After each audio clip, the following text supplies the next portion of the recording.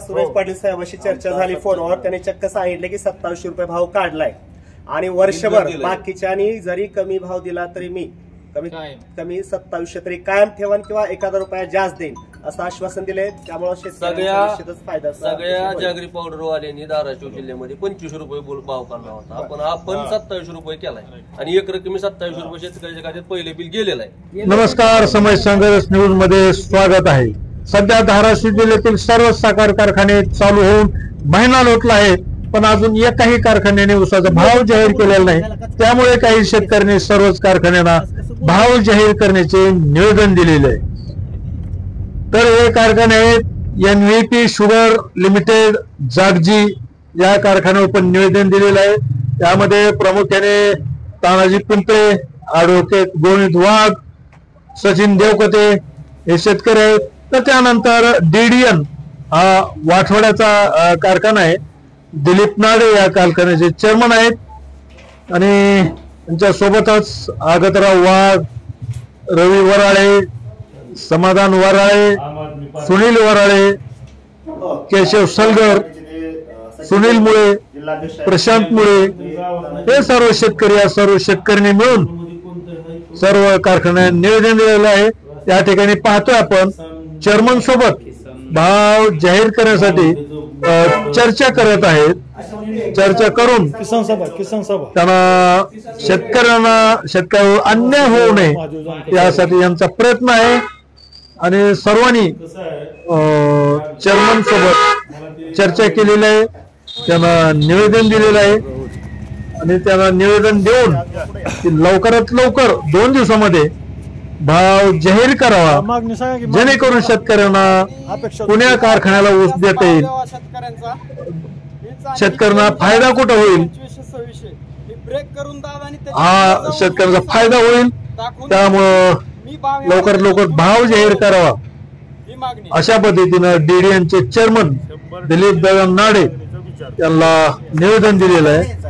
त्यानंतर Bhairavnath sugar limited जो धाराशिव जिल्ह्यातील सर्वात मोठा कारखाना आहे, तो सध्या आमदार तानाजी सावंत यांच्या ग्रुपकडे आहे. तेरणा कारखाना तो भैरवनाथ ग्रुप यांच्याकडे आहे आणि त्यांचे जे व्यवस्थापक आहेत त्यांना पण निवेदन देऊन 2 दिवसात भाव जाहीर करण्याचं आवाहन केलेलं आहे. त्यानंतर हातलाई शुगर लिमिटेड तो मंगरुळला, कळंब तालुक्यातील मंगरुळ येथे कारखाना आहे. तो धाराशिव येथील नेते सुधीर अण्णा पाटील यांचा कारखाना आहे, गुळ पावडर कारखाना. आणि तिथं पण जे व्यवस्थापक आहेत त्यांना निवेदन दिलेलं आहे आणि 2 दिवसामध्ये भाव जाहीर करा हे आवाहन केलेलं आहे. पूर्ण हक्क आहे की त्याचा मालाला किती भाव. तर सर्वच कारखान्यावर शेतकरी सर्व कारखान्यावर जाऊन निवेदन देऊन भाव जाहीर करायचं आवाहन करत आहेत. आपण पाहतोय सध्या हातलाई शुगर लिमिटेड या कारखान्यावर निवेदन दिलं आहे. त्यानंतर सिद्धिविनायक धाराशिवचे भाजपचे जिल्हाध्यक्ष दत्ता कुलकर्णी यांचं हा गुळ फॅक्टरी कारखाना आहे.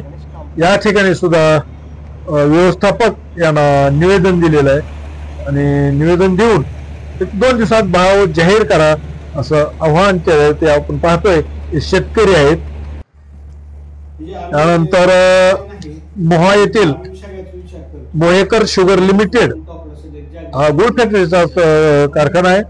त्या कारखान्यावर सुद्धा यांनी निवेदन दिलेलं आहे आणि ऊसाचा भाव 2 दिवसात जाहीर करा, आम्हाला आंदोलन करण्याची वेळ येऊ नका असं विनंती केलेली आहे, आवाहन केलेलं आहे.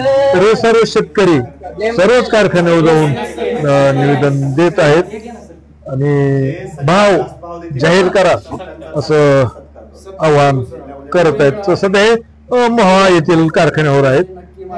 त्यानंतर त्यांनी SP शुगर लिमिटेड जो तडोळा येथील काय नाही आणि या ठिकाणी पाहतोय SP शुगरचे चेअरमन सुरेश पाटील यांना फोन लावून चर्चा करत आहेत. अजून काही भाव जाहीर केलेला नाही. हा आपण पेमेंट केलंय आणि आता हे पेमेंट आपण पुढे कंटिन्यू करणार आहेत का पुढं कारण हे 31 तारखेपर्यंतच नाही असं तर नाही ना? बरं. काय नाही पाटील साहेब, त्यासाठीच केला जेणेकरून तुम्ही एक मार्गदर्शक ठरचाल बाकीच्या टीमला, बाकीच्या सगळ्या गुळ पावडर कारखान्यांनी सुद्धा तुमच्यासारखा भाव द्यावा हे अपेक्षित आहे आम्हाला. अच्छा, दुसऱ्यांनी कमी केला तरी आपण नाही कमी करणार. ठीक आहे साहेब, ओके, धन्यवाद सर.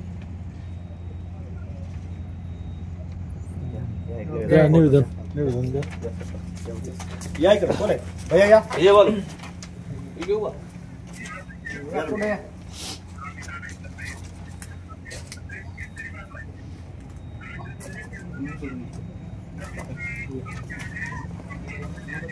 शेतकऱ्याच्या अपेक्षा आहे की एवढा तरी कमीत कमी आपल्या सुरेश पाटील साहेबांशी चर्चा झाली फोनवर. त्यांनी चक्क सांगितले की 2700 रुपये भाव काढलाय आणि वर्षभर बाकीच्यानी जरी कमी भाव दिला तरी मी कमीत कमी 2700 तरी कायम ठेवन किंवा 1000 रुपया जास्त देईल असं आश्वासन दिले. त्यामुळे सगळ्या जागरी पावडर वाल्यांनी धाराशिव जिल्ह्यामध्ये 25 रुपये भाव काढला होता. आपण 2700 रुपये केलाय आणि एक रकमी 2700 रुपये शेतकऱ्याच्या खात्यात पहिले बिल गेलेलं आहे. पण ते ऑक्टोबरचं गेलंय. आणि असंच आता 30 सालानं बोलले चेअरमन साहेब, पुढे वर्षभर सगळेच इथून पुढे येणाऱ्या उसाला 2700 रुपये भाव देऊ असं चक्क पाटील साहेब लाईव्ह बोललेत आपल्याशी. तर आपण पुढे बघूया कशा प्रकारे ते जातात ते.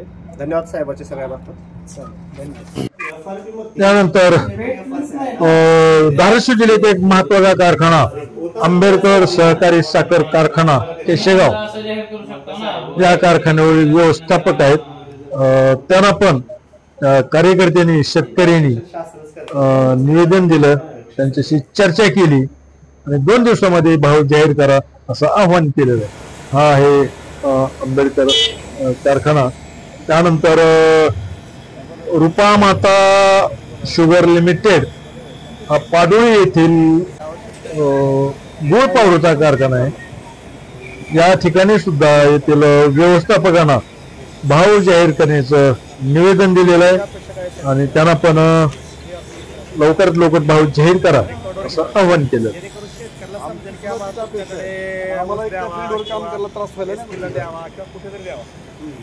शेतकऱ्याचा माल तर आपण उचललो पण त्याच्या मालाचा त्याला दर काय भेटेल हे त्याला माहित नाही.